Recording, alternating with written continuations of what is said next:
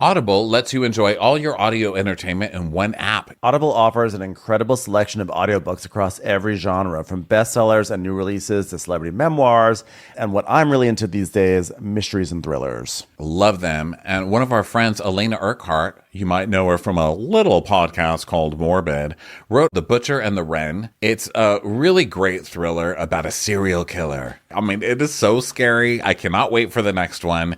And I love to listen to it. And guess what? As an Audible member, you can choose one title a month to keep from their entire catalog. New members can try Audible free for 30 days. Visit audible.com/Crappens or text Crappens to 500-500. That's audible.com/Crappens or text Crappens to 500-500. Do you struggle trying to reach those corner lashes when applying mascara? L'Oreal Paris' new Panorama Mascara catches every lash for corner-to-corner volume. Your sister has been using this, right? She loves it. Yes, they sent me some, and I gave it to my sister and my nieces. And actually, I looked at, I saw my niece the other day and was like, your eyelashes, is that the new mascara? She's like, yes, look at them. They were like fanned out. I mean, this is a great product. You can buy Panorama Mascara on Amazon today. Want to see life in panorama with fully fanned out lashes? Now you can with L'Oreal Paris Panorama Mascara that creates corner-to-corner panoramic lash volume. Your last day of vacation and you found time for a deep tissue massage followed by a long mud bath, then a 2-hour nap. Because you're an American Express Platinum Card member and booked your stay at a fine hotel and resort through Amex Travel, which means a 4 p.m. checkout. And those relaxing vacation vibes can keep going at the airport in the Centurion Lounge. Just a splash. Before you board the plane, back to reality. That's the powerful backing of American Express. See how to elevate your travel experiences at americanexpress.com/withAmex. Terms apply. Watch what crappens. Who cares what happens when there's so much that crappens? Watch what crappens. Who cares what happens when there's so much that crappens? Howdy, and welcome back to Watch What Crappens, a podcast about all that crap on Bravo that we just love to talk about. I'm Ben Mandelker, and joining me today is my favorite captain, Captain Ronnie Karam. Hi, Ronnie, how are you? Hello, welcome to some Adventure Time. Adventure. We are back with some Below Deck recaps. I think we've had like a little bit of a Below Deck hiatus for about 3 weeks.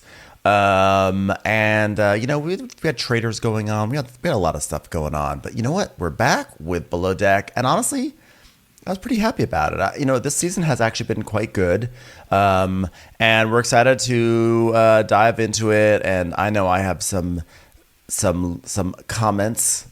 I don't know why I'm saying that. I have no comments. I have zero comments. But I have been really enjoying this season. But before we dive into that, want to remind people that we are doing a lovely exclusive small show in LA for Netflix as a Joke. It's so fun. We get to do these really big fun venues, but for Netflix as a Joke, we're going to be doing the Kookaburra Lounge in Hollywood.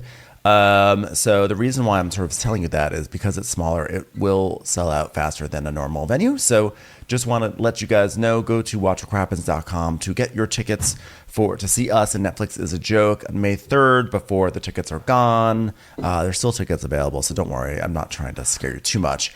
And then we're going to Europe. We have a show in London. We got a show in Dublin. We got a show in Birmingham. That's later in May. Ronnie and I are starting to put together our little trip. It's going to be so fun. I can't wait. I'm really excited. So go to our website, watchwhatcrappens.com for that. And then you can also, at that website, you can join us on Patreon, where you can watch us, not just listen to us with Crappens on Demand. You can see Ronnie's beautiful office, and you can see my beautiful fake office on my green screen. And, we have a weekly bonus episode. This week, on the bonus episode, we are going to be talking about, not necessarily recapping, but talking about the first episode of Top Chef. We are entering the post-Padma era. I have concerns. I mean, the show will be great. The show is still great. I just have concerns about Kristen as a host. She's never struck me as a particularly non-wooden person. So we'll see. I don't know. Well, listen, it's a tough act to follow. I mean, Padma showed up to her first episode of Top Chef ever in a bikini and a fur coat. So, it's going to be tough. It's going to be tough to top that. Yeah. And I don't think Kristen's even going to try, which is kind of the thing, She's just like, I'm just going to be myself. No. Don't be yourself. No. Padma created the template, and we need, I need a Nigella, I need a Caroline Fleming, I need someone like that, Yeah. I think your Caroline Fleming was a great idea. Yeah. But you know what? However, that did not work out. So we'll see. We haven't watched it yet, so we'll see. Give her a chance. She's she deserves a chance. Give her a chance. We will totally give her a chance. Anyway. Of course, this is Top Chef. You only get 2 chances. So you have 2 episodes. Everyone else gets their asses kicked off this show when they suck. So get prepared, ma'am. Wow. Dear Kristen, please pack your knives and stop trying to be me. Signed, me. So now Deck. we go to Below Deck. So Jared, this is a very sad episode because we lose a couple of people and we didn't really get any time to They mock literally died on people. the show. It was so sad. They're dead. And we didn't really get enough time to mock them because we just ignored this show. And we ignored this show because this show features too much cleaning. And so when we have other things to do, we're going to put off the chores. That's always what you're going to do. You're going to put off the chores. Yeah. And we did. And now we didn't get enough time to spend. And now I miss the people who left the show today. I know. And Well, got viciously murdered. Well, the biggest thing that we missed was that we missed Eileen. Eileen, the charter guest from hell, the drunkard from hell. She, you know who I'm talking about? She was the lady who was on the last charter who was like, I think I'm going to have another cocktail. Oh, you're a good thing you're cute because you suck at your job. She said that to Jared. She said something like that to Jared, and he fully spiraled and never pulled out of that spiral for the rest of the season. Eileen basically caused Jared to get fired, He was Eileen crying. was because she was such garbage. You know what I mean? She was just such a trashy person. No one would look up to Eileen and think, wow, I really care what that woman's opinion is. You know what I mean? That woman was a colostomy bag of a human being. She was. And she still just broke everybody in two. She really did. She did. Including her face. She fell out of the hot tub and just fell right, that should have been a concussion. She was up and ready the next morning because she does that every day. She does that every time she falls out of her above ground pool, And she probably got the same reaction that she gets from the neighbors as she walks her dog down the street, which is just beers being thrown at her. Now, this beer she threw at herself because she fell down and she threw up her beer and then it landed on her back. But I was like, well, that's what you deserve. I love that karma's just even throwing a beer at your stupid ass. This woman was horrible. And in her last episode, she was like, so Barbie, why are you doing this? Why are you doing this? And Barbie's like, well, I do a lot of things, actually. One of my jobs was I was a bank teller. She's like, oh, disgusting. Ugh. She's like, yeah. And then one of them, I was like, I worked in retail. She's like, oh, God.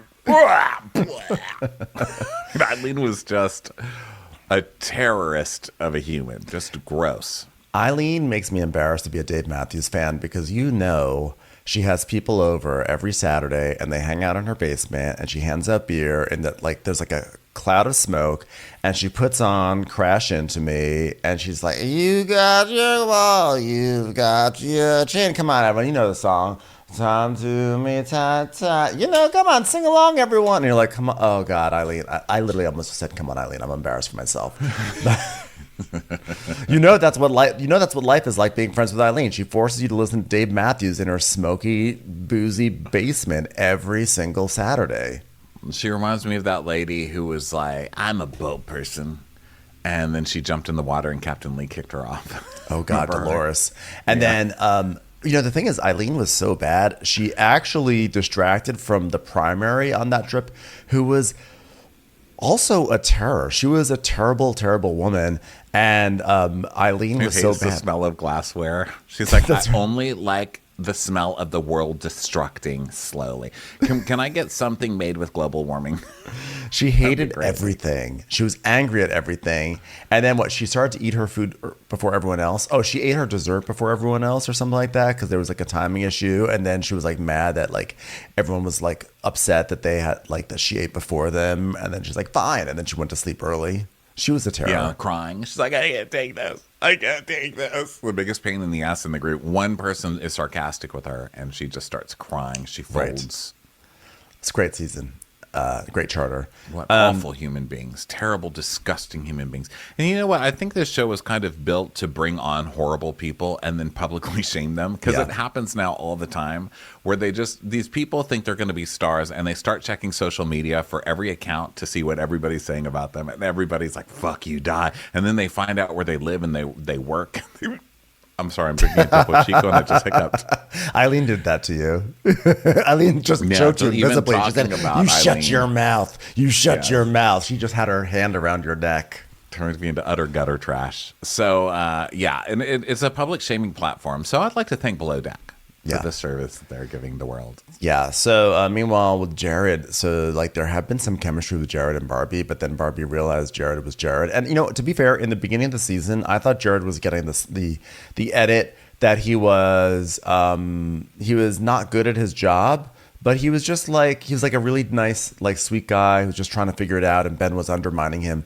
But then you realize, no, he's like totally inept. He was like he's a total disaster. No, there's no excuse for Barbie. And it worried me for Barbie, because Barbie seems so like intelligent on every other level. And granted, she did catch herself before she went down this path, but she fell for Jared. This is what made her fall for Jared, when he was like, yeah, well, I got a kid, but I never seen her because she's in Alaska. It's real hard for me to call my kid because, she's in Alaska, so it really rough. And then he got wasted, and she's like, that's the guy for me. I'm into him. Yeah. Is there any hope for Barbie? I mean, the fact that was what attracted her. Yikes, girl. Yeah. He had like one moment where it looked like he was improving, and it looked like, okay, Jared is like figuring things out. And it looked like Ben was going to be like the big villain. But then it turned out, no, Jared.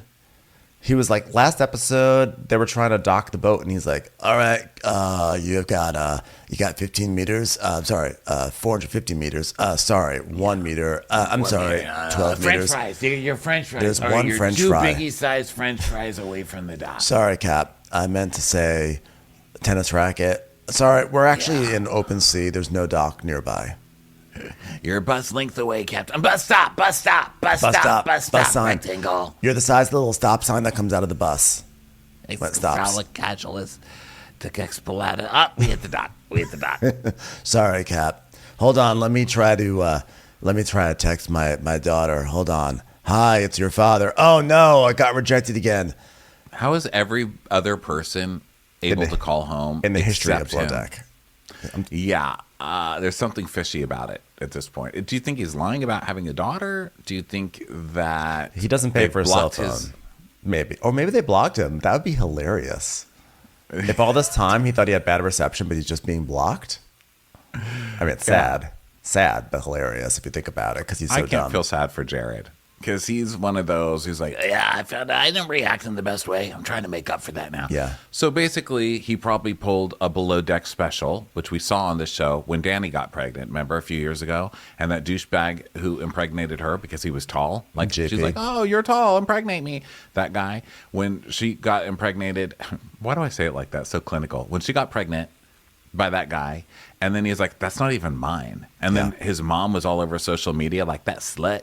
That wasn't even my son who did that. She tried to trap my son. She did not try to trap a deckhand. Like literally no one in history has tried to trap a deckhand, ma'am.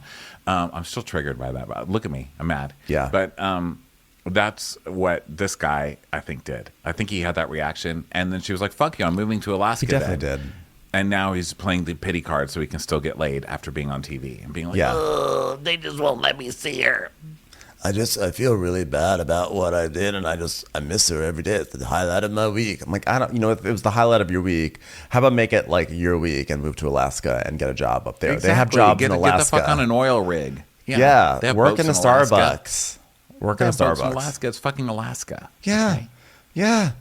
Just work somewhere in Alaska by your daughter. Because that's the thing. It's like, it's not like he's tied down to a career in like New York City. He literally has a very mobile career.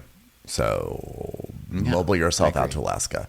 So he sucks. And anyone who's out there like, don't parent shame, fuck off. I'm fine. allowed to parent shame. We're allowed Why to. should you be any different just because you're a parent? Yeah. I'm only allowed to shame single people. Is that another thing that we're giving to fucking married Can people I tell you or something? people who are parented? Like, you get special rights already. You get tax breaks. You get everything else, and now you get free from shaming from the public? No, I'm sorry. I'm single, and I reserve my right to shame your ass. Okay. Listen, if you're a parent and you're upset at us parent shaming because we don't have kids, well, congratulations, because you are now no longer allowed to have opinions about things that you've not lived yourself. Okay, so you can't have opinions about being gay. How about that? How about that? So the point is that we all have opinions about a lot of things. What'd you say? You can't, though, have an opinion about being gay. No, that's what I'm saying is that, like, people have a lot of opinions about things that they have never personally experienced, and that's part of life. And if parents don't like that, they just have to know that they are Look, signing we're up. acting like we've been in trouble with parents. No, literally nobody is. Well, you triggered me. You got me going in this path. You activated me. I triggered you with my imaginary hate mail that we never got. Literally, we've never gotten in trouble with parents. Usually they roll their eyes and be like, oh, you guys. Because they're used to dealing with giant babies. So that was the big news. And Kat's just been crying. Kat still hasn't fit in. Kat's a damn mess, man. Poor thing. I She's do just feel an bad for emotional her. wreck. Everything about her is just so sad. We got her parental story. I think we recapped that episode. Yeah, we right? did. So that was super sad. So we already know her growing up story and why that's so traumatic. But then, birds of a feather flock together kind of thing. And her friends are all a mess as well. Because that's just... That's just how you are. My friends are generally very sarcastic and we mock you. Everybody, we all have like-minded friends, and poor cats. I mean, I don't know if they're like, hey, you want to meet up Sunday and get in the fetal position? That would be so fun. I know. We get a little taste of her friends. It sounds like they're going through some sort of emergency, a friend emergency, but also it was like, you're right. It was so... Like, they definitely cry to each other a lot. Like, that is for sure. Mess sees mess, Yeah. And then the other stuff, the thing that happened at the end of the episode is that, so Jared was having a tough day. He got yelled at by the captain. So basically, after Eileen yelled at him, he went on a bender because he felt so embarrassed because this is the story of his life. So he went on a bender. Also because he's an alcoholic. Also because he's an alcoholic. On every day. Yeah. Also because he's an alcoholic. And then Barbie's like, ew, gross. And then he stayed up late getting drunk. And then the next morning, he wound up talking to Captain Carey, and he was clearly still drunk. And it was funny because when I was watching, I was like, is this guy still drunk? Because they didn't say anything about it. Like, there wasn't even an interview with Captain Carey saying like, I think this guy's still drunk. I was just like, I think this guy's slurring his words. And then that night, Captain Carey's like, by the way, you were still drunk this morning, and I know you got what hanging on, and you got going on in your personal life. Just like me, I'm learning Turkish on Duolingo. I just got a little owl that gave me a salute, so it's a lot going on in my life too. But you know what? You got to compartmentalize. It's a job, and you were drunk. Don't do that again. Listen here. I'm looking at you, and you look a little ooly. Or as the Turkish people call it, drunk. All right? I've been learning. So yeah, he's like, get your shit together. I get what it's like because I had trouble one time and I was depressed and I built houses to be around my kid. or whatever. So he's like, I get it. He's like a little guy. Maybe the captain had highlights before he lost all of his hair. He like saw something in Jared. That he was He's like, I'm oh, gonna I be love kind to Bram this person." Stoker's Dracula, and your hairline really takes me back to that film. Yeah, generally, I think first impressions are the truth. I think if somebody shows up and gets wasted their first night at work and fucks everything up, that's just who they are. I don't think that it's usually not a one-time thing. People are pretty repetitive. We wake up who we are every single fucking day, unfortunately. And I'm somebody who wants to change. It does not happen. Even medicated, it doesn't really happen. There's not enough medication in the world. Well, the point is, Eileen sent Jared over the edge, so he was already fucking up, and then they were partying last night, and Barbie was rejecting Jared, and he was upset, and then Kyle, the Scotsman, he dropped he had a little pipe and he dropped it on the deck, and he left like tobacco on the deck, which is not cool. Ugh. And so Jared was like, so gross because he's that kind of person. Kyle is so that kind of person who he's just gross, He seems very nice, right? He seems the nicest. He doesn't seem like He's a just bad gross. person. Like, you can be but gross. He's and like nice. gross on purpose. Like that's his thing. He's got like something broken inside of him where that he's just like trying to be unlovable, even though he wants to fuck everybody. He wants to be unlovable enough to commit to or something. I don't know what his thing is. I'm still trying to gather my judgment on him, everybody. But he's just disgusting on purpose. He's one of those people who can't just smoke. He has to roll. I hate that. And I get a lot of you out there like, I'm rolling. Yes, you're very, very fucking, you're all very fucking Renaissance people, okay? All you parents that roll. But especially rolling on deck where you in a hot tub. Give me a fucking break. Just buy a pack of Marlboros, okay? You're not better than anybody. Your lung cancer isn't better than anybody else's lung cancer. Mm-hmm. Listen, we're all just waiting for Kyle to turn 65 so then we can say, well, God, I can only imagine what this guy looked like when he was like 22. And then we can look back at the show and be like, oh, wow, that's what he looked like. You know, there's some people you look at, you're like, did this person ever look young? I look at everybody and automatically, that's my talent, is looking at people and being able to see what they're going to look like when they're old. Yeah, but with Kyle, you can why it is. Kyle he's just waiting to age into his face. You know what I'm saying? He doesn't actually have an old face, but his face is going to be the perfect. It's built for being old. It's right. I think it's the perfect canvas. He's going to look great old. I don't know if he'll look great old, but he'll look really like weathered in a way that'll be like a photographer will love. You know, like a photographer will get a black and white photo of him and it's going to be in the cover of the New York Times. It'll be like Scotland's troubles with the recession, and it'll be him smoking a cigarette, and you'll be like, look at that old man. He's gone through so much. What could he possibly even look like when he was 22? Oh my God, he just left a pile of soggy tobacco on the set. Turns out he left 33. Tobacco spilled all over the place. And also Barbie is kind of giving Kyle a chance because she's decided she doesn't like Jared anymore, but she hasn't told Jared she doesn't like him anymore. So she's just kind of flirting heavily with Kyle or whatever in front of Jared, which is also sending Jared into a spiral. And so none of this is going good, right? So he's wasted. So now what's her buns Barbie is like, come to bed with me. So Kyle goes into bed with her, and everybody's wasted, and Jared sees the pile of tobacco. So he goes in, and he starts yelling at Kyle. And in Jared's defense, Kyle does not give a fuck. He's not going to get out of bed. He's like, so what if I left a huge pile of fucking soggy nicotine that's wet, that will leak and stain the deck, et cetera, et cetera. He doesn't care. He's just going to stay in that bed, and he deserved to get yelled at. He deserved to get whacked on the face with a wooden spoon is what he deserved. Yeah, Okay. but it's just annoying because Jared decides out of nowhere to be a drunk boss. Like everyone was off the clock, and the vibe was basically, hey, we're gonna party, we're gonna have fun, we'll clean this up tomorrow. Now I don't like that he left his tobacco on the deck. I think that's gross. But I can understand why he thought like, hey, we're just letting loose tonight. We clean it up tomorrow. That's the way we do things around here. Well, the thing is, tobacco really does, like if it's wet, the tobacco stains. Like it's like tea. You know, when you wet tea, it puts stain everywhere, and so you can't just leave wet tobacco out. Well, that's fair, but so Jared basically is like, but the thing is that Jared is becoming a dictator out of nowhere, not because he's concerned about the wood. It's because he's angry at his life situation, and he's angry that Kyle is having more success with Barbie than he is. So now he is on like a warpath,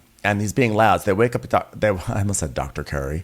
They wake up Captain Carey, and Captain Carey's like, "Oh, voice is down. We got an adventure tomorrow." I'm like, "Okay, sorry, Captain Carey." It's time for a commercial. It's time for a Crappens commercial. Elevating my style used to mean breaking the bank, but with Quince, I get high-end, versatile pieces at prices I can actually afford. And now I can upgrade my style by snagging killer luxury essentials that sync with my vibe and my wallet. Quince has all must-haves like Mongolian cashmere crewneck sweaters from $50, iconic 100% leather jackets, and versatile flown knit activewear. The best part? All Quince items are priced 50 to 80% less than similar brands. And by partnering directly with top factories, Quince cuts out the cost of the middleman and passes the savings on to us. I love that. I really do love that. I got a really cool overshirt, and I also got this awesome bracelet from them recently, and they look really chic. Like, I feel like I'm never in style, and I never wear jewelry either, and now I kind of have some, and it's working for me, Ronnie. It really is. It really is working for you. It's hot. Indulge in affordable luxury. Go to quince.com/crappens for free shipping on your order and 365-day returns. That's QUINCE.com/crappens to get free shipping and 365-day returns. Quince.com/crappens. When you choose Organic Valley, not only will you be enjoying great tasting dairy, you'll help to save over 1,600 small organic family farms who are protecting over 400,000 acres of organic farmland and all the plants and animals that call it home. This is dairy you can feel good about. It's great tasting, high-quality organic dairy, ethically sourced from small organic family farms. To find Organic Valley Dairy near you, visit ov.coop. That's ov.coop. So then they're still like cleaning up and everything. And Kyle like goes up to clean up, but then he doesn't clean it up. And then Jared cleans it up. And then Jared's mad, and he keeps on popping into Barbie's room, like, hey, man, you got to clean up the tobacco. Come on, man. We got to talk. Okay, we're going to the crewmaster. We got to talk right now. So he tries to have a talk with him, but he's wasted. And also he's trying to get him out of Barbie's room. Right. Yeah. Obviously. And he keeps like storming in there, and he's hitting Barbie with the door because it's a tiny cabin. And that's also, you can't go barging into a woman's The whole thing's gross. Cabin. And so, yeah, the whole thing's not great. And so he finally gets Kyle downstairs and starts like, yeah, listen, man, here's what you got to do. When you work, you got to do your job, man. You know what I mean? If you don't do your job. And then Captain Carey comes in, and he's like, oh, can you eat 2 dicks up? Oh, you upstairs. And they're like, uh-oh. So he makes them go to bed. And Kyle is apologizing, and he's like, oh, yeah, threatening behavior. I haven't heard threatening behavior like that since there was a kangaroo who wandered into my snack mix in my glove compartment. Little monster came in there, I punched him right in his nose. You've never seen such an adventure. Kangaroo hadn't fucked with me again since. Yeah. The last time I saw super threatening behavior, a kangaroo waved at me and said, good job, so I punched in the face. Turns out I broke my phone because it was just a Duolingo animation. Learn right then, can't cross the lines between fantasy and reality. So he makes him go to bed, and Jared's like, oh, God, this is wonderful. So now Kyle goes back to Barbie's bunk, and they're going to watch Home Alone, like something really, really old. Yeah, they're like kids, guys. By the way, do you think it's kind of a red flag when someone's like, "You want to go to bed with me and watch Home Alone"? No, creepy, it's right? like that Craig and Paige thing. It's like that, like, let's be kids. It's like a thing that people do. It's like, yeah, we're innocent. I have to say also, the reason why Jared is also so terrible is because he's definitely the one who's totally inept at his job and gets yelled at. And in order to make himself feel like he's actually good at his job, he then just yells at whoever's below him instead of actually fixing what's wrong with him. I hate that. Yeah, I can't just be totally on that side because the wet tobacco. I'm just thinking of the wet tobacco. And this is as a person who's left wet tobacco literally everywhere. You can tell when I've been... Back in the day when I smoked, you could tell where I was because I would leave wet tobacco stains everywhere. I was that person. So I get it, but I'm also like, he deserved to kind of get yelled at. But he did, but I'm saying that, like... But he was so, like... You're Jared, right. No, you're like, right. Jared, if Jared were a leader, what he would have done is he just would have cleaned it up. And the next day, when they were sober, said, listen... I cleaned up your mess last night. I didn't have you do it because you're having a fun time. I want you to have a fun time. It's important for my boys to have a good time, but I don't want to fucking ever do that again. That's what you do. Okay, yeah. And if you were a parent, you then move to Alaska. So it's the next morning, and everyone's waking up. It's the normal kind of silly things. Fraser can't find his phone, and Barbie's, kicking Kyle out of her bunk and everything. And they're all sort of getting back into the bunks because another thing we didn't talk about is that Ben and Sunny had sex last night. And Sunny was like really pissed at Ben, but of course she's like still down to fuck him, which I'm so sad about for her. I mean, I'm look, too. I really loved Sunny's like, I'm not going to take this shit from some man. I'm going to tell him off. And then she told him off. And then she's like, yeah, he's still an asshole. So I'm going to have sex with him whenever he wants. I was like, Yeah. gross. I'm like- I mean, whenever she wants to, I presume. But I just, Listen, if it's she's Ben, horny- he's gross. if she's horny and she wants to get it in, then fine. Like, I support that. But I just feel like, I'm with you. It seemed like It's she not was going to have slut a shaming, standard. it's choice shaming. I Choice just want to shaming. make that clear. I'm not shaming your fucking. I'm shaming who you're choosing to fuck. To be fair, there are not a lot of good choices on this boat. I would actually I say don't care. maybe zero. You know what? That's why God gave us opposable thumbs. I was about to say vibrator. Let's get a vibrator on this boat. Okay. Yeah. So everyone's just like doing Literally in the stuff. Bible. That's why on the 6th day we got opposable thumbs. Read it. So on the 6th day we got vibrators. So everyone's waking up and everything and moving around, and then Kyle sees Jared, and they're like all friendly. Like Jared comes in, like pats Kyle on the back, like, "Hey, good morning, bro. Good morning. Hey, you sleep all? You all right? You doing good? You good?" He's like, Typical Jared style to be like, Yeah, thinking about last night. Not feeling like I handled it too well, you know. There's a lot of things on my mind, a lot of things stressing me out, man. But yeah, it doesn't excuse that thing messy things got, you know. I could have handled it better for sure. okay, and this is why apologies don't work, because people are just so practiced at them. People like this are so just fuck ups, are constantly fucking up and then constantly apologizing. I don't want to hear it anymore. Just "Yeah, we always know." do better. I'll start listening to you when you've proven that you're going to make an effort and get rid of those highlights. Yeah. That's take a good step in real life for me to ever listen to an apology for you. The other thing is that on top of that, he always has this sort of excuse. He then does the blowing into an invisible bottle face. He goes, like sort of like curves his upper lip over his lower lip, like that's supposed to show that he's really thinking about things hard. Like, oh, I'm really mad about this, but I could have handled it better, but I'm gonna learn going forward. So now we see some like, flashbacks. basically, because he's talking about like how much he's gone through, guys, and it's him trying to call his daughter, but he keeps getting a message failure from Cricket Wireless, and then he's telling the crew he's never met his daughter, which is somehow we're supposed to feel bad for him, and then being awkwardly flirty with Barbie, which just, it's cringy, but it's also a bunch of stuff you're kind of inflicting on everybody else. If that makes any sense. So he's like, and the line he told her, I could be mad, I could be sad, but every time I see you, I just end up being glad. And she's like, gross. So then Barbie, back to present, Barbie is talking to Kat and Sunny about like what happened last night, because she was actually there when Captain Carey came in, and she's like, yeah, Kyle dropped tobacco like all over the ship, and like Jacqueline started bitching him out, and then Fraser was like, Barbie, you're the worst. Why is she always like that? Am I right, everyone? And Kat's like, well, that's good. He needs to check himself. The way he comes across is really not cool. Hold on. I don't even know why I'm crying. Hold on. It'll pass. I'm just so alone.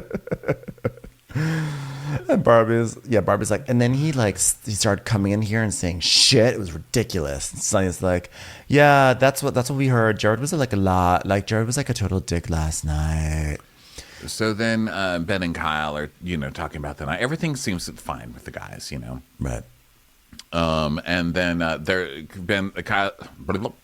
Ben's like, yeah, got some last night, basically. And then we cut to Ben and Sunny boning in the shower, and Sunny being like, yes. And they're like, yeah, you did it. So then Sunny is asked what she did, and Barbie's like, oh yeah, I guess I got my answer because you're not answering. Yes. Imagine congratulating someone for banging Ben. I Are you know. supposed to be a supportive friend or not? Friends don't let friends bang Ben. Seriously, this is just, oh man, if this is what yachting is, if I ever had like a flight of fancy where I decided, you know what, I want to be a yachty, this has truly killed it. Where like it's the exciting thing is banging someone like Ben. No. Yeah. So we go back to the crew mess, and speaking of which, Ben is there, and he's like, so I heard you come, he's talking to Kyle, he goes, I heard you came down and Jared was yelling at you, want to gossip? Let me can maybe bring some stuff up to Captain if you want. And Kyle's like, yeah, there was a bit more going on there, Benny. I wasn't unaware of the fact that I'd made a mess before, but I hadn't even had the opportunity to clean it up. He was on my ass. I'm like, okay, you definitely had the opportunity to clean it up. He literally told you 3 times, and you were lying there in bed. And you went back into bed after Captain Carey yelled at you. Yeah, so Captain Carey's like, adventure. I'm going to call Kyle up to the radio. Watch me do it. Call, Captain. Radio, bridge is what I meant. Come to the bridge. And he's like, all right. So he goes up there, and Jared hears it, and he's like, oh, God, next is going to be me. He's right. It's gonna be Captain me. Carey is building his case. Dun. Good old-fashioned firing case. It's like, well, there's a lot going on last night that I didn't see because I was doing a lot of Duolingo, doing really well with that Turkish. What I did see, though, was 2 guys talking loudly in the crew mess, and to me it seemed like Kyle was trying to de-escalate the situation. I based that off the fact that I walked in and saw 3/4 of a second of interaction and decided that's the narrative I'm going to learn.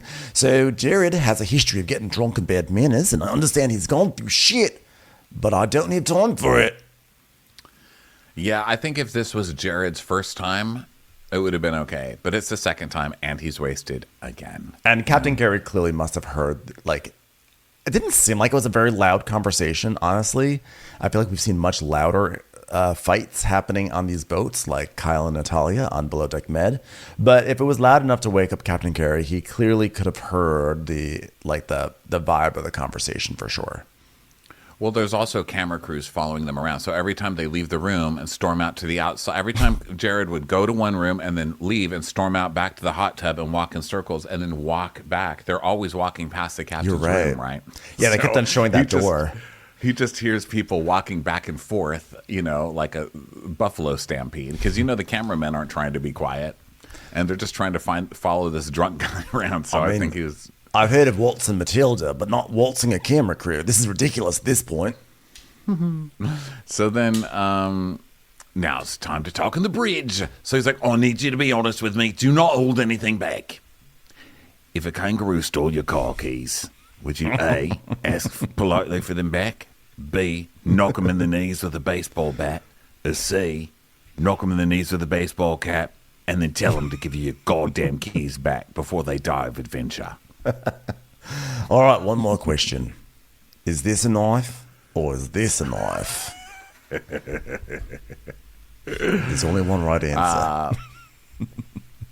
Kyle is like, okay, here's what happened. So Jared, I had left a mess upstairs, right? But we were all drinking, right? And then you give me a chance to get up in the morning, and I said, I'll correct it. I'll correct it in the morning, right? Murder! And then we see that he's questioning everybody on the boat. And it cuts to Barbie. She's like, yeah, he was like really, really upset, and there was like a mess, but like Carl was like, I'll just watch a movie with you. And then, I was watching Home Alone because I really like that, mostly because my dad's rich, and so he left me home a lot. He's pretty high up at Coca-Cola. Don't even ask why I work here. I have nannies. Like 5 of them. Oh, and then Jared came in and stormed into Barbie's room. Barbie's like, and then they were trying to give me a French braid, and I was like, you're the cook, not the nanny. And she's like, I'm both. And I was like, wait a minute, where's nanny? And then I was like, you stupid robbers, how did you not see the bowling ball about to fall on your head? And then Kyle, we didn't even make out, but he couldn't stop doing this. With his hands over his cheeks and his mouth wide open. It was crazy. It's like the guy's never seen Home Alone before. To be fair, you shouldn't be bringing that many people on a trip. Reminds me of the time we left our chef in the airport just to fuck with her. She cried and cried. I had her passport in my purse, which was Chanel, which I bought myself because my first maid job was at 12. And I really knew how to raise them. And I swear, when I found out that man across the street was actually a kind old soul, I cried and I cried and I cried to this very day, Captain Carey. I cannot stop. Wait a minute. Bobby, did you feel threatened? Yeah. I mean, not having a cook and a nanny who's trying to give me French braids with croissants. Yeah, I was pretty threatened, Captain. Barbie was terrified, but I told her, don't worry. Robbers will never get onto the yacht. And then they did. Oh my I said, God. don't worry, Barbie. I set up several life-size figurines in the salon that will go around on a train track just in case pirates see us from afar. So I said, Jared, go back to your room. And he finally did. But unfortunately, he fell over a tripwire, which sent a bowling ball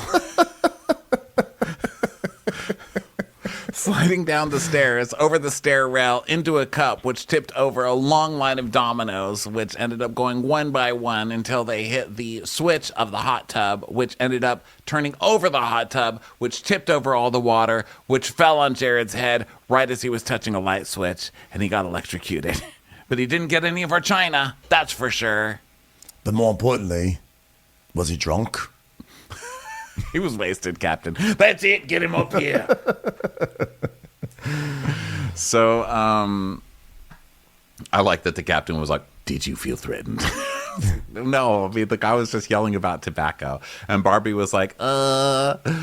Well, he had to ask that because Jared barged into her room. So, like, that's no good. You can't do that. That's no good. You're right. Yeah, that's no good. So, That's yeah. no good. That's no good. It's just to the point now on Below Deck where you have to ask that question because generally, yes, the answer is yes. It was very threatening because people that you guys hire on the show are fucking terrifying. And I don't know if there is I know Norma staffs, but does Norma not do any background checks? And we actually know Norma now. We can ask her because we're like buds with Norma. So we need to get Norma on here and be like, Norma, where the fucking background checks? How do you have terrifying people on here every single season, Norms? So now we go down to the laundry room, and Zandy is checking in on Kat. I love Zandy, by the way. I absolutely like everything she does amuses me. Like everything, I adore her. So Zandy goes and checks in on Kat, and she's like, "Kat, are you okay?" And Kat's like, "I feel alone, but like, I know I'm surrounded by people, but I'm like not comfortable." She's, "Yeah, well, that's what they say about yachting sometimes. Never alone, but always lonely sometimes." You know Bye. how it is. People say, I don't want to die alone. Well, I've got news for you. You're going to, because everybody does. You come into Okay, this well, world have a alone. good time. Have a good day. You come into this world alone, you leave alone, and according to what Bobby was watching, sometimes you're home alone. Be careful of tripwires. Okay, enjoy your laundry. Don't put the aftershave on your cheeks, please. Thank you. She just leaves Kat crying behind her. Maybe Kat is like experiencing the other end of Home Alone. Maybe she is Catherine O'Hara. Maybe Kat woke up in the middle of the night and went, Kevin! Commercials. Here comes one right now. Sound the gifting panic alarm. You need to get an amazing gift. Wait, no, the perfect gift. And it needs to say, I'm a thoughtful person, and I appreciate you, and I know exactly what you like, all at the same time. Relax. Now you can use gift mode on Etsy. Gift mode on Etsy is here to take the stress out of gifting so you can find the perfect item for anyone and any occasion. It's easy to find gifts made by independent sellers for all the people in your life, like the pickleballer, the jazz fan, the Zen seeker, the artist, or the pasta lover. From 90s nostalgia and mixology to reality TV and gaming, there's something for everyone on Etsy. A gifting moment is always around the corner. Whether it's a birthday, an anniversary, a holiday, or even just a day to say thank you, Gift Mode on Etsy has you covered. Need to find the perfect gift? Don't panic. Gift easy with Gift Mode on Etsy.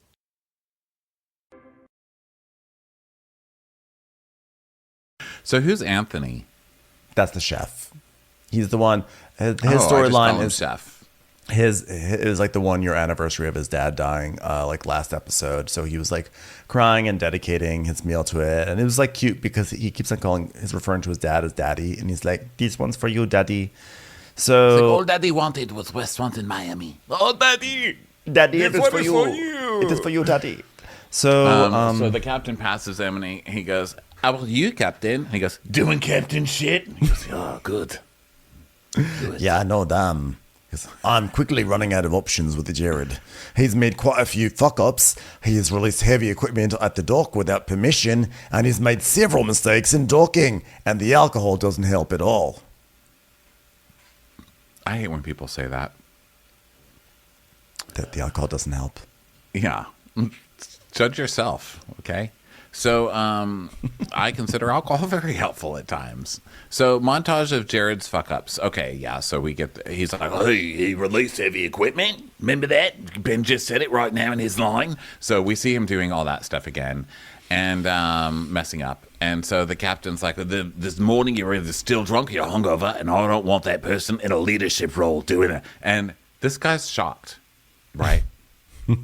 Shocked. Is he talking to Jared or is this still a memory? This I was don't a remember. memory. And then now he goes, at the end of the day, you get nothing for nothing. And my primary responsibility is the safety of the vessel and the crew and learning Turkish. And this guy is really creating a problem for me. He's really an impediment to adventure. Okay, so what happens next? So I'm now lost in my notes. Fraser walks up to Barbie and asks Barbie, like, he's like, so what happened last night? And Barbie's like, Kyle was in my room, and like out of nowhere, Jared like busted into my room and just like slammed the door open. I'm like, unless you're my nanny, you cannot do that. And Fraser's like, hello. Yeah. And then he almost hit me with the door. Hello. Like, this isn't your room. You know what I mean? Hello.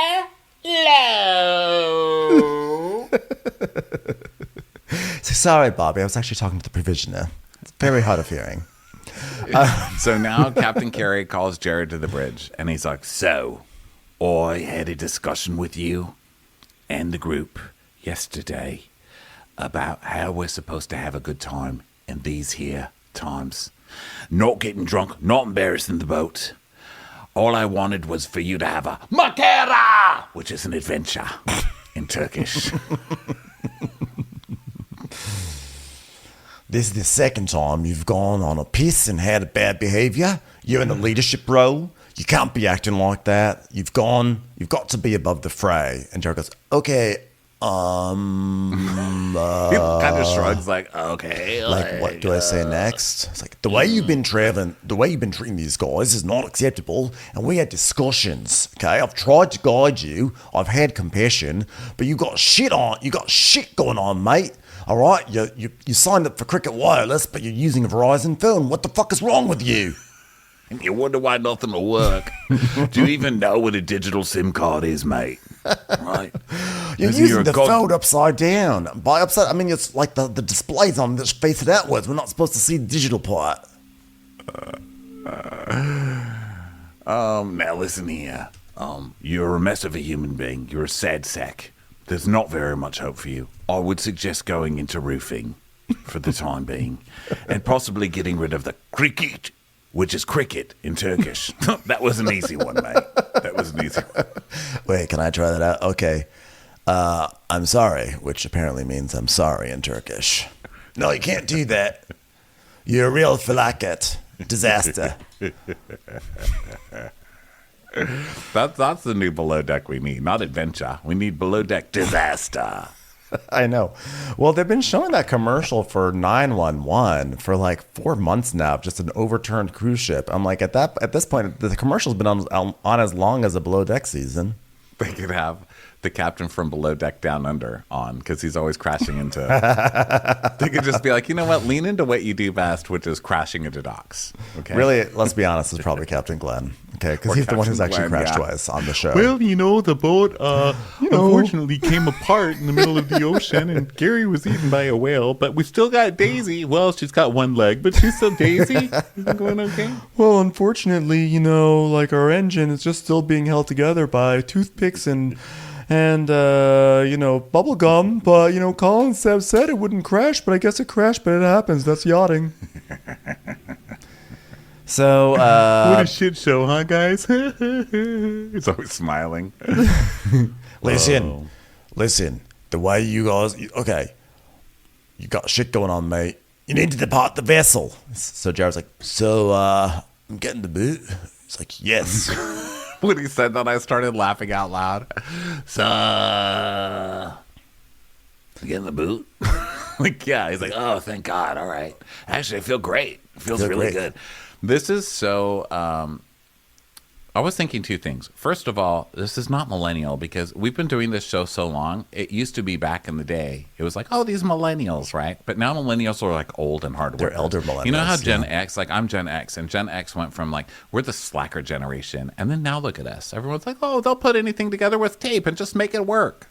But we used to be known as like the laziest generation. And I know Gen Xers now are like, every meme that Gen Xers post is like, we work hard. I'm like, yes. you remember Oh, reality yeah, bites? no one raised us. We're the last of the latchkey kids. Yeah, all that bullshit, which I don't even know if any of that's true. But, just the stereotypes. It's always like these millennials. But now the millennials are like hard workers or whatever, and now it's the Zoomers that everybody's on. So I have to, my whole point in that big diatribe, which led to nowhere, was that I'm sorry, millennials, I will switch it to Zoomers. So now let's move to the Zoomer. Wait a second. This is so Zoomer of both him and the person that gets fired later in the episode. They're so traumatized by life, by fairly simple life things. And I don't know what Kat's life thing is. When I say her simple life thing, I mean loneliness in general.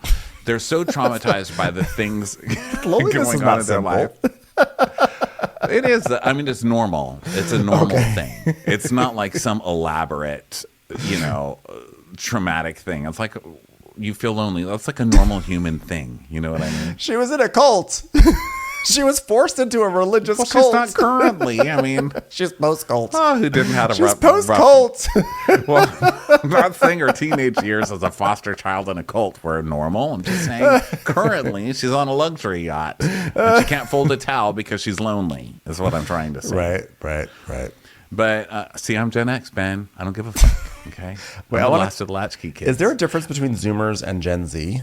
Or is Gen Z Zoomers? I think Gen Z became Zoomers once they found out what Zoom was. Like Gen Z meant something once they found out what Zoomer. Like Gen Y became millennials, right?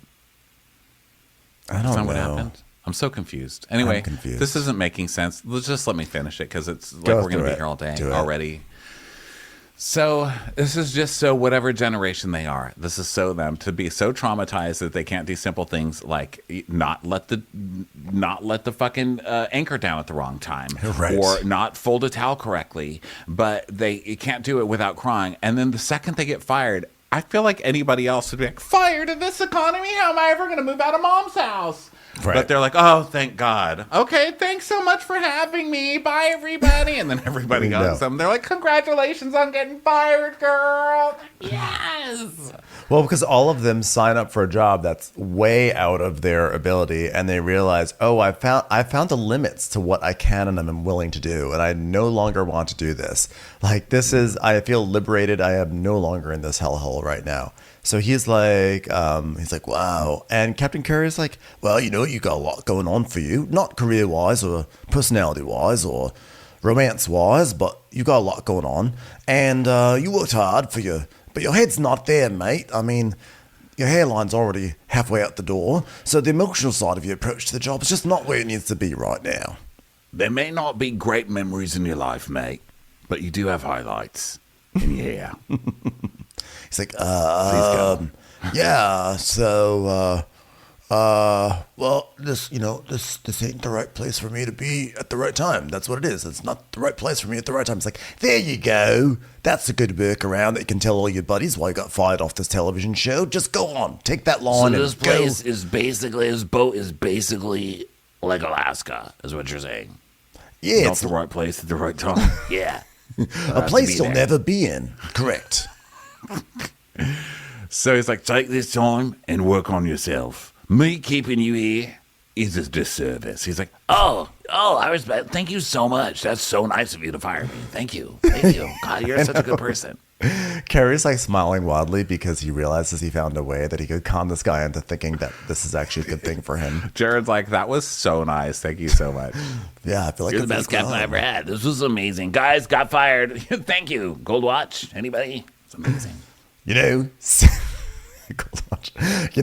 Sending him home is not going to be easy for the rest of the crew in the short term. It'll be hilarious for all of us. That don't get me wrong. It just won't be easy because we'll be a man down. But long term is the right decision. When someone's distressed or they're acting out in a way that's not fair to the crewmates or the boat or it's not safe, they gotta go. Or as they say in Turkish, hold on, they gotta go. Oh, get malaria gerekiyor. Listen, here's what I say to anybody who can't handle it. You need to make like a tree and ire Lamech. All right? Working on it. Listen, the owl just gave me a salute, so I know I'm getting somewhere. Boo-boo.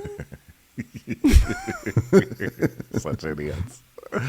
So Jared's like, hey, Barbie, good news. I got fired. Isn't that amazing? She's like, oh my God, congratulations. He's like, yeah, just too much on my mind. You know how it goes. Like my head's not here. I mean, it's not. It's true. It hasn't been since day one. Where's my head? Am I right? The only head that's really been in the game is the head that's been looking at you those whole time. You gorgeous piece of... All right, just go now. Just go. All right. Ben, Captain. Ben, Captain. And so Ben runs up there and he's like, hi, what's up? What's happening? What's going on? And it's like, a couple things. Jared's leaving and we're going to be down a crew member, although not really, if you know what I'm saying. Am I right? It's like we've always been down a crew member. Just had a drunken on board. Am I right? Are we laughing about this yet? Hey, can you handle being the bosun on the boat? And Ben's like, do hot girls keep fucking me inexplicably? Yes. I can. All right, well, He's like, great, because if I've got to leave this joke with one person down, can you handle it? He's like, 100%, Captain. He's like, Ben is a natural choice. Generally, he's sleeping with his underlings already. It's wow. Yeah, he's got all the requirements to be a bosun on Bravo. He sleeps with his underlings.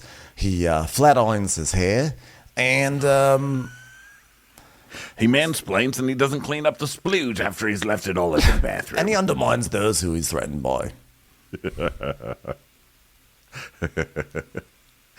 Pretty much. So congratulations, Ben. So Ben is like, finally, I'm able to show Captain Kiri what I can do. I know I can do this job. So now everybody's giving Jared like an office goodbye party. They're like, oh my God, you're amazing, Jared. He's like, I'm so excited to leave, everybody. Thanks.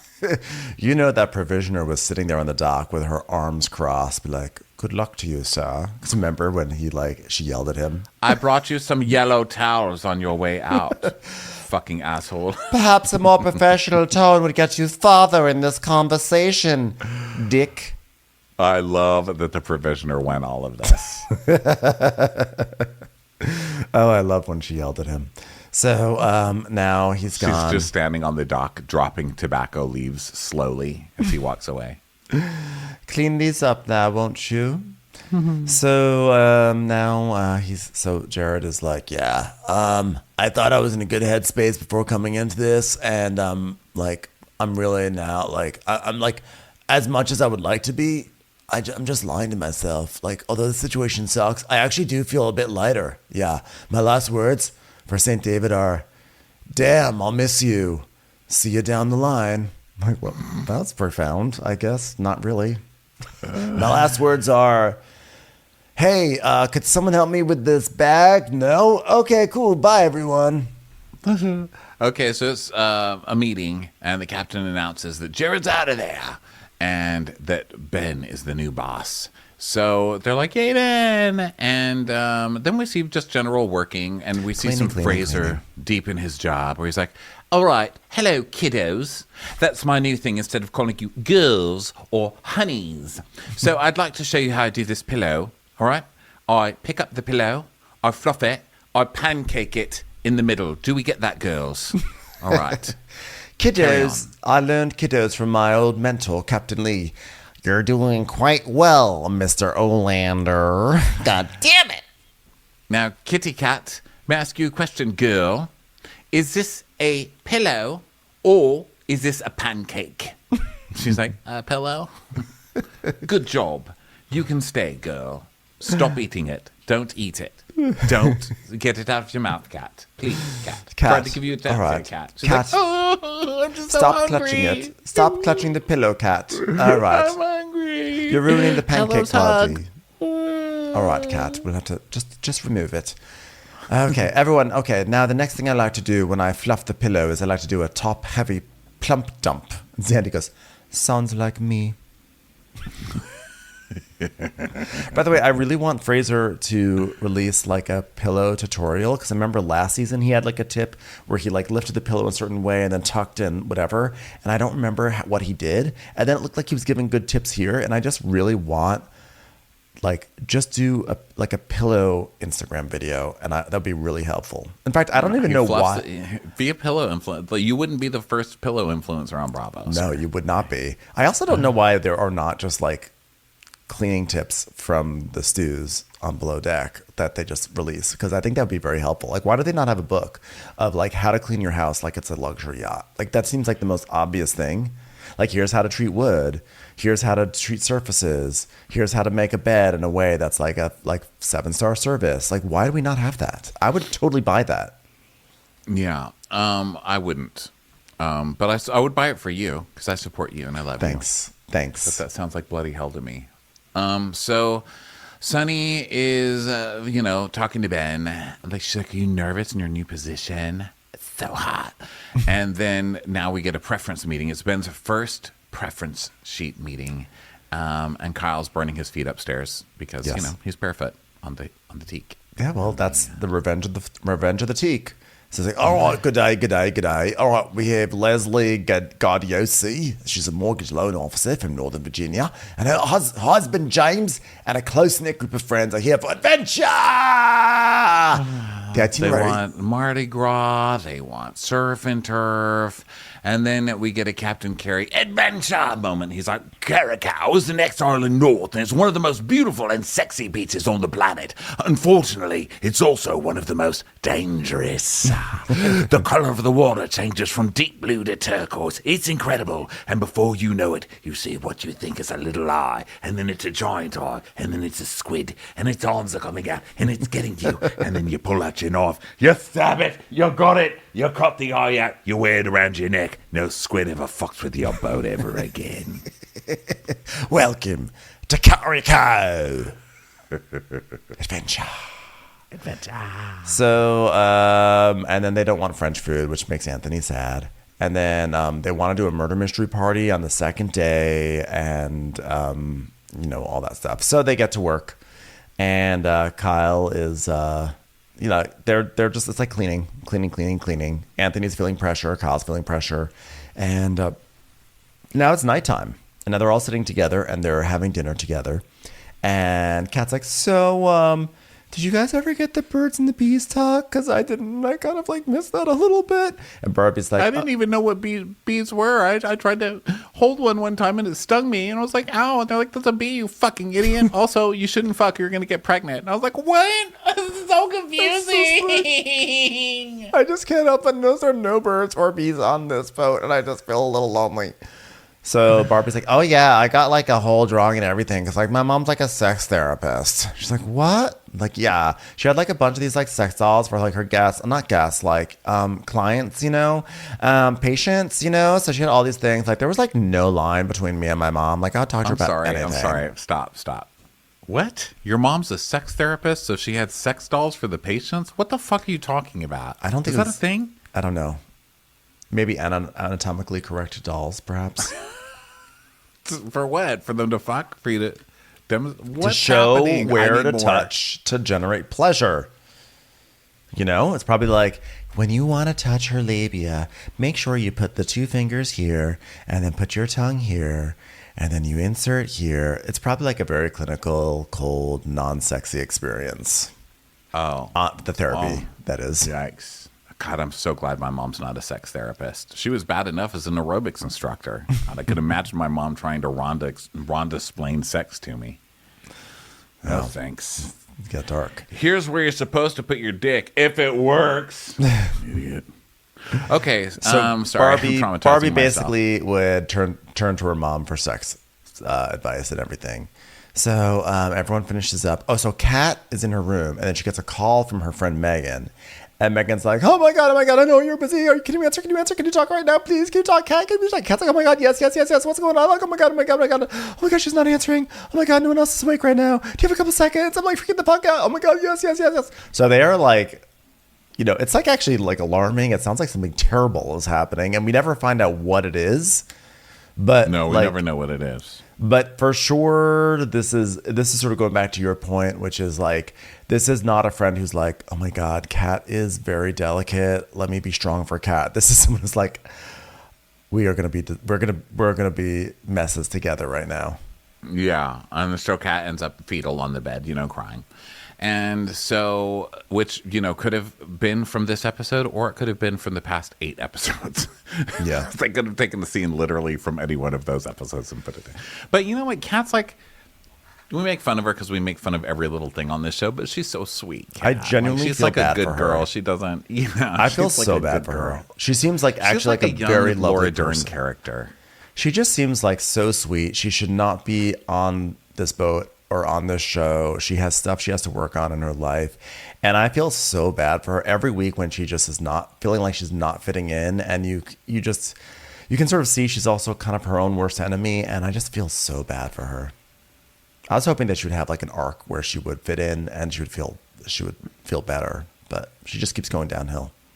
I was hoping that she would have this arc where she felt like everybody was bullying her, even though they weren't. But then she would be like, well, fuck them. If they're going to bully me, I'm going to ruin all of their lives one by one.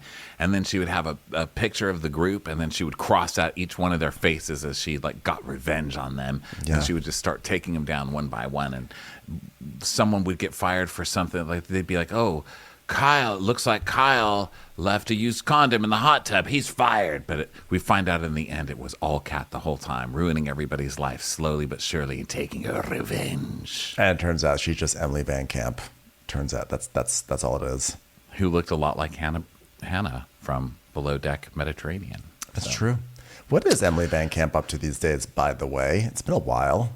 Emily Van Camp? I don't know. She kind of disappeared, right? Didn't she marry like the hot guy from that show or something? More importantly, what happened to Madeline Stowe? I feel like we should have Madeline Stowe in high rotation. That she was so good on that show. Ugh, I loved her in that. Yeah, long live Madeline Stowe. Okay, so provisions Long come, live. and someone's like, "Oh, provisions are here. Eggs. There's always a lot of eggs." So Anthony calls his mom in the galley, and Kyle. I think this is where Fraser meets his mom, right? And Yeah. or maybe not. I don't know.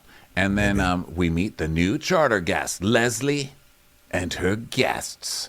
And Leslie's husband's like, guys, watch out for Leslie. She's a real snacker. Right, Leslie? She's like, oh, I love snacks. Everybody watch out. I'm a nightmare when it comes to snacks. Okay. If I don't have a snack and I see your fist, I'll eat your fist. I don't give a fuck. I love snacks. She loves snacks. And then one person's like, I was a young mom and now my kids are older and now I'm having a good time. And Leslie's like, and I'm an old mom and I have a 4-year-old and a 2-year-old. Can't get enough snacks between the 3 of us. Can you believe that? I'm an old mom with kids. They love snacks. I love snacks. I'm like, are we friends or am I your mother? I love snacks. I mean, when I say I'm putting on the Ritz at home, I'm literally putting a piece of cheese on the Ritz. Am I right? High five, Kat. High five. I'll put Ritz right on my boobs. That's how much I love snacks. And then my kids are like, wait a minute, those are Ritz, not milk. And I say, oh, I'm sorry, I put my snacks on your snacks. I'm getting your snacks mixed up. Some people work for a better life. I work for better cheddars. Am I right, everyone? Am I right? Up high, Kat. Up high. So Kat's like, oh my God, you're like in the fun years now, aren't you? Because they're 4 and they're 2. And Leslie's like, I am. That's what we call them, the fun years. And Kat's like, I'm in the fun years too. I'm not having any fun.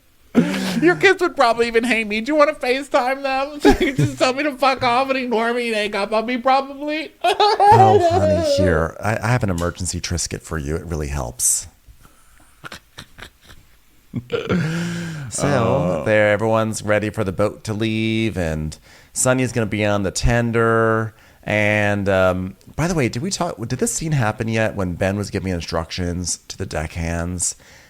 I don't remember if this happened before or after this, but at one point, Ben had like his first deckhand meeting, and he put his like hand on Sonny's shoulder, and they kept on showing it. I think they were trying to make a point. And I was like, sir, you are her boss now. I feel like this is inappropriate. Was that just me? Is that just me? No, he's totally gross about it. But they're already banging, so I don't know. Yeah, I know that they're already banging, but I still think it's kind of not right. I don't know if that when that happens, so I just want to insert it right here while the boat's leaving. So Sonny's in the that tender. definitely happened where he's like, oh, I'm going to teach you to drive the Tinder. And then he did. And he's like, here's how you do. No, go a little to the right. And now she has her like monologue where she's like, on my previous boat, I was never given the opportunity to prove myself, which is one of the reasons I left that boat. But now I've been wanting to drive the Tinder, and I drove the Tinder. Party! Dare to dream. But it was with Ben and his hand on your shoulder the whole time. Ben splaining it to you. Yeah, he injected your confidence. He injected he infused something onto your shoulder through his fingers. It's gross. All right, so the anchor goes down. Everything's great. Guests are hanging out. They want to have a Pan-Asian lunch. And guess what? They're going to get a Pan-Asian lunch. So, Just not French, please. God, those people don't know how to snack. they really don't. I know they invented charcuterie, but nothing is more cuterie than not French food. Am I right? So they get sushi for lunch, and they love it, And Anthony's like, you would not lie to me, would you? Daddy would not like it. No, I wouldn't. So then Kyle's blowing up water toys with a fart sounding. He's like, this is fun. And then Anthony goes up to meet the guests, and Leslie's like, oh my God, it's another accent. God, could you put that between two tiny pieces of bread and shove it in my mouth? Love to snack on that. Just a very small pieces of bread. We don't want to turn it into a meal. What sort of accent is that? What sort of accent? He goes, oh, it is French. Like, okay, I see you later. Thank you so much. Oh, I just lost my snacking appetite. That's the strangest thing. I must have been all that French sound. The first time I've ever not been hungry for a snack. Wow. Disgusting. The country really did me in on this one. Wait, is Grenada French?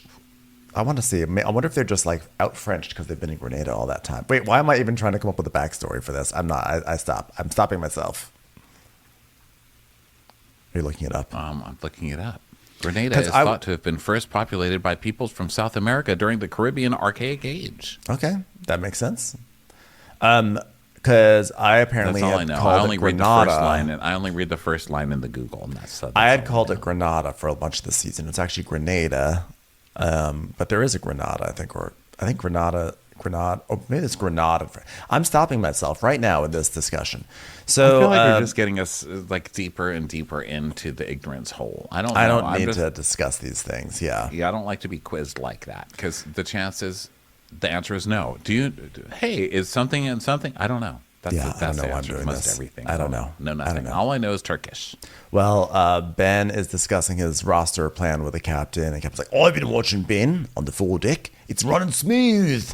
I've got way more confidence in Ben off the bat than I do with Jared. I love how eager he is, and he's ahead of the game. The question is, when we get to Carriacou, will he be able to attack a Kraken the way I did? Didn't get this necklace for nothing.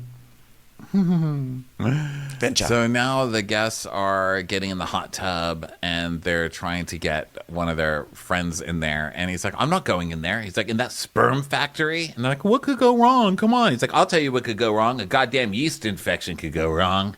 Well, you're not going to be the one to get that, sir.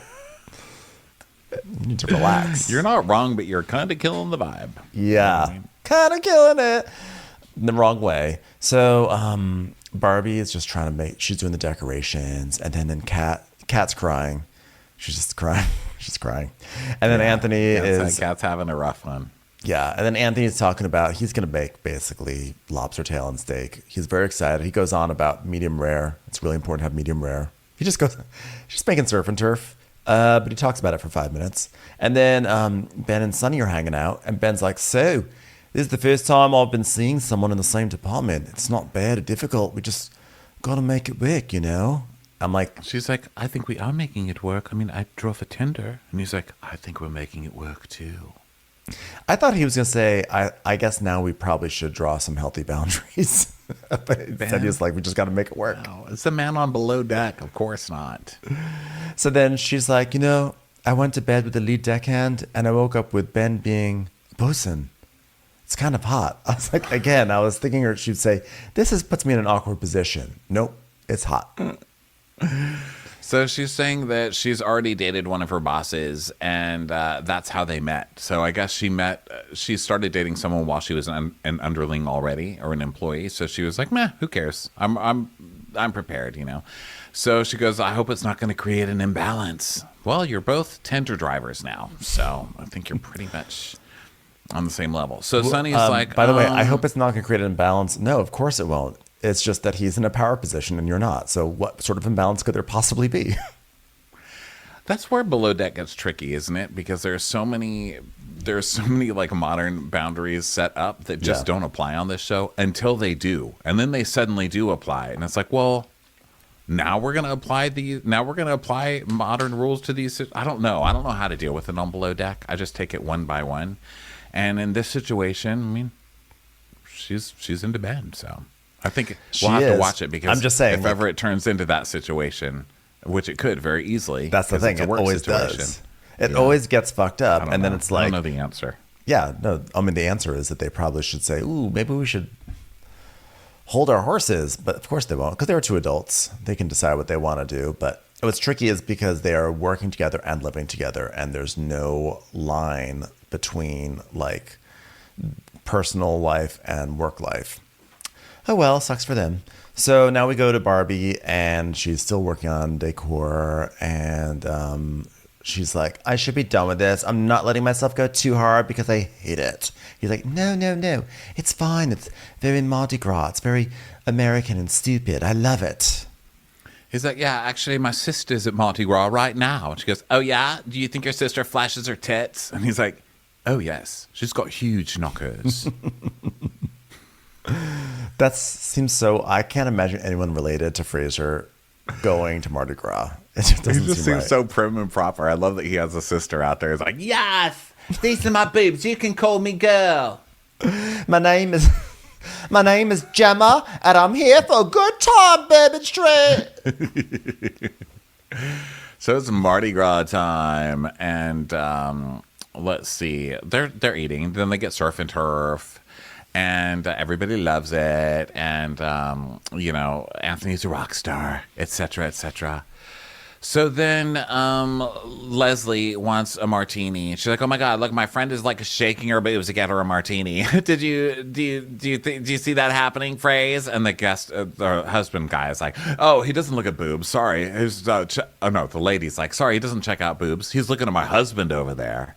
And Fraser's like, "Awkward, awkward." And then one of the guys goes, "How many drinks have I had?" And someone goes, "Oh, poor Fletcher." And someone else goes, "Stop calling him Fletcher." Well, I know his name. They're calling him Fletcher. I'm just calling him Fraser because I know his name. And they're like, "Fraser earned his name." And then it's like, "Well, it's not fucking Fraser." You know. Oh no, sorry. Fraser says that. He's like, "It's not fucking Fraser, or it's not fucking Fraser." Fletcher. So you don't know my name, sweetheart. Anyway, it's just awkward. I It's thought just he more said drunk people being demeaning. I thought he said it is Fraser. I thought the whole thing was that they were calling him Fletcher, and he's like, "My name is Fraser. My name is Fraser." No, they're saying, "Hey, Fletcher." Well, this is how I took it. I don't know if this is right, but they're saying, "Hey, Fletcher," and he's like, "No, that's not his name. I'm not even drunk because I know his name. His name is Fraser." And then he's like, "Well, it's Fraser, not Fraser. So you don't know my name, you fucking moron." Don't know my name, sweetheart. Hilarious, guys. Stupid We idiot. sure bungled that one up. We sure Jareded that scene. We really up. Sorry, messed up everybody. that. That's okay. We'll fix that in editing. We'll fix that very important scene. Kidding. Sorry, I'm going to vanilla have to let you go. cheesecake. Thank God, yes, I just got fired from my job. Vanilla cheesecake comes out. Leslie's like, "Wow, with that accent." Listen, Anthony, with that accent, you can say whatever you want. It doesn't even matter. I will still puke it up because you are so French right now. Wow. Whatever you say sounds like trash because you're French and I hate French people. Anthony is addicted to circle molds. Have you noticed? He loves it. Yeah. He loves a circle mold. I mean, even the cheesecake, he cuts out with circle molds. He makes a regular cheesecake, which, by the way, is made in a circle mold, everybody. Yeah, too big, though. And then he takes another circle mold and cuts out the cheesecake from that circle mold. Yeah. He loves the circle mold. He He'll loves put the pasta in the middle of a circle mold, put the broccoli in there, the steak. He doesn't care. Give the man a circle mold. Does He wants it. everything. Daddy loved circle molds. He loves the circle. Notice the sushi. Big circles. Circle mold. Circles. Well, Wasn't there a M. Night Shyamalan movie called Circles? Is there? Signs. It's love called his Signs. movies. It's about crop circles. Oh, yeah. Signs. Signs, yeah. Of course I saw Signs. I never saw it. Circles, did I miss a Shyamalan? Circles. Next morning, Anthony's making croissants. Kat's lying in bed crying. I hate to laugh every time she's crying because it's like she's really going through something. It's just so on brand. It's like, oh, someone's making croissants. Kat's crying. Yeah, Kat's just a mess, man. She's a real mess. So then Zandy doesn't know what's going on with Kat, obviously, but none of Kat's work is done. And so she's like, come on, Kat, there's still things not done here. And please tell me if you leave a place because you don't have radio now. I've been trying to radio you. And Kat's like, I'm sorry. I was on the radio. I don't know if you could hear my frequency, but I was on this frequency. Could you not hear that? Where's Did you not hear the that? cleaning catty, Kat? Where's the cleaning catty? So it's in the VIP. So then Kat goes into the crew mess to throw something out, and Barbie's sitting there on her phone, just eating an apple. And Kat's like, I'm over this shit. And Barbie's like, oh, you want to talk or no? She's like, no. I was like, wow, Barbie, you really were open arms there in that moment. But they're just so used to Kat, Kat's like, I'm over it. I can't take it. She runs out crying, and Barbie's like, okay, here if you need me. Do you need a Just sex keeps doll? Yeah, okay. There's only so many times you get to cry before people are just like, okay, she's crying again. I think with Barbie, it's -1 times. Yeah, yeah, Barbie's exactly. in no mood. So I'm going to tell you the same thing I told Chef Nanny when I made her be the softball shooter with her mouth. I told her, cry outside. So now they're serving breakfast and everything. And Was I talking about that show with you the other day? It must have been you, right? That Hell on Earth. Cry outside. I must have been because sorry. we're the only ones who talk about it still. So Barbie asks Fraser if Kat's okay because she's crying again. He's like, crying again? Well, something really is wrong with her. I'm a bit worried about her. It's like the time I first found out my sister Gemma was booked a flight to America to do anything at all. It was so worrisome. So he goes in and he checks on her and he's like, is everything okay, my love? And she's like, no, it's not good. It's sorry. I just want to push through, but I'm not. It's pretty obvious that she is at the end of her rope and he can tell. Yeah, he's like, there's a point where you look into someone's eyes and you think there's no more that they can give. Curtains on Kat. So, But enough about Eileen. she basically is, he's like, she's not going to make it, right? So the captain's like, really? And she heard the one about me punching that kangaroo right in the center of its fucking eyes. That usually brings people right back from the brink. He's like, no, she's done. She's in tears. She doesn't want to disclose any information, which is totally fine. And I said, this is something you need to deal with immediately. And her answer was, yes, she's done.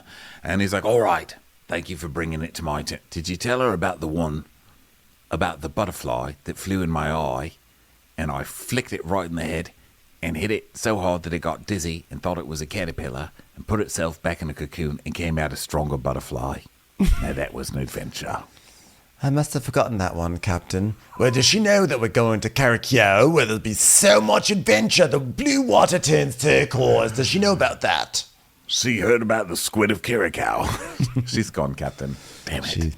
She heard about it, made her cry harder. Oh, that's a shame. So, Captain Carey's like, oh, I hire strong heads of departments, and they understand their crew, and I'm not there. I don't see all things. Hashtag Duolingo. Gotta learn my Turkish in 6 months or else relationship's over. So they'll come and tell me what's going on, and they say that she's ready to go, so she's gotta go. So they bring a water taxi to take Kat, and he's like, Now listen, don't take anything from here in your heart. All right? You understand?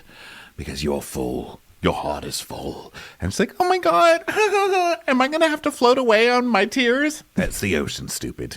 Get on the water taxi. So she gets in the water taxi. All the guests are watching, and they're like, oh, God, what happened to that poor crying girl? I hope she comes back, and I hope she brings some wheat thins, too, because let me tell you something. I love snacks. I love snacks from a Leslie's crying like, girl. Have a good trip. I'm sorry I wouldn't let you sit by us. Hope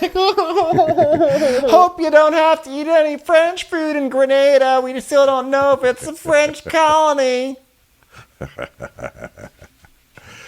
So that's it. She's out of here. And now they're 2 people down. Dun, dun, dun. Yeah, it's a classic below deck situation. I mean, truthfully, they were oversized in terms of like their stew staff, right? Like a lot of times it's like a chief stew with 2, like a second and a third.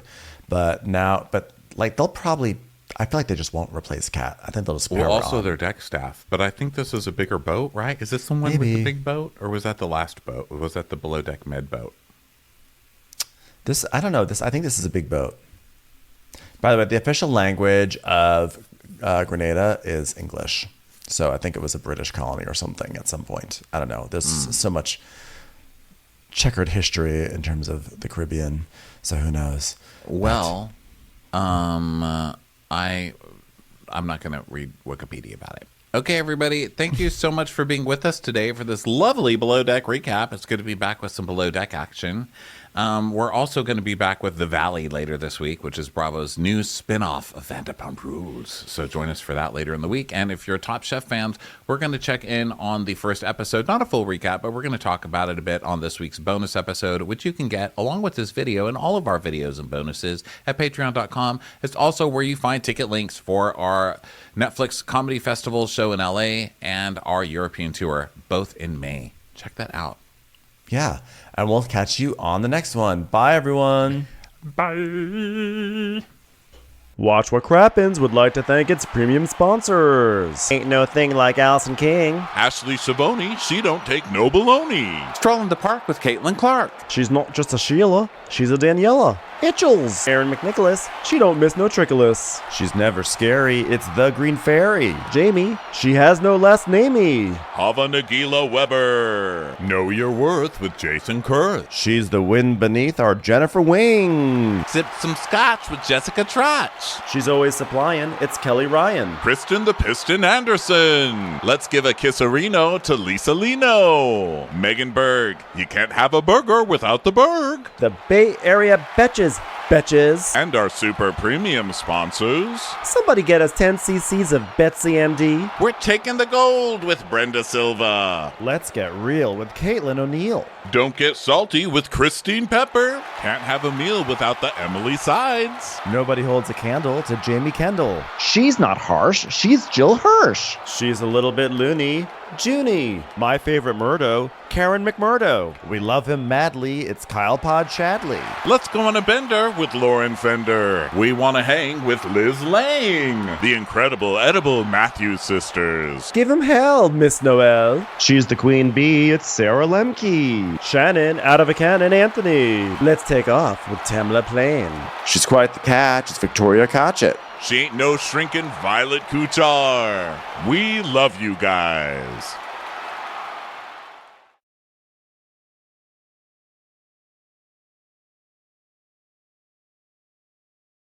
Hey Prime members, you can listen to Watch What Crappens ad-free on Amazon Music. Download the Amazon Music app today. Or you can listen ad-free with Wondery Plus in Apple Podcasts. Before you go, tell us about yourself by completing a short survey at Wondery.com/survey. This is your invitation to the intersection of versatility and design. The kind of experience you can only find in a Lexus SUV. A feeling this empowering is invite only. Fortunately, you're invited. Experience the versatility of the complete line of Lexus SUVs and some of the best offers of the year on select models at the Invitation to Lexus sales event, now through April 1st. Experience amazing at your Lexus dealer. Hey grown-ups, the Cat in the Hat Cast is a new podcast from Wondery, perfect for the whole family. Join the Cat in the Hat and your favorite Dr. Seuss characters as they get whisked away on a new adventure every week. Fish dreams of creating his very own polite and quiet podcast. That is, until he gets a surprise visit to his Fishbowl podcast studio from the Cat in the Hat himself, and it becomes very clear that the cat has other plans for the podcast. And those plans are the opposite of quiet. Sing along to new favorite songs, try your luck at Titanic tongue twisters, have some fun with wondrous wordplay, and most importantly, bring your family along for all of the adventures in the Cat in the Hat Cast. Follow the Cat in the Hat Cast on the Wondery app or wherever you get your podcasts. You can listen to the Cat in the Hat Cast early and ad-free on Wondery Plus. Join Wondery Plus in the Wondery app or on Wondery Kids Plus on Apple Podcasts today.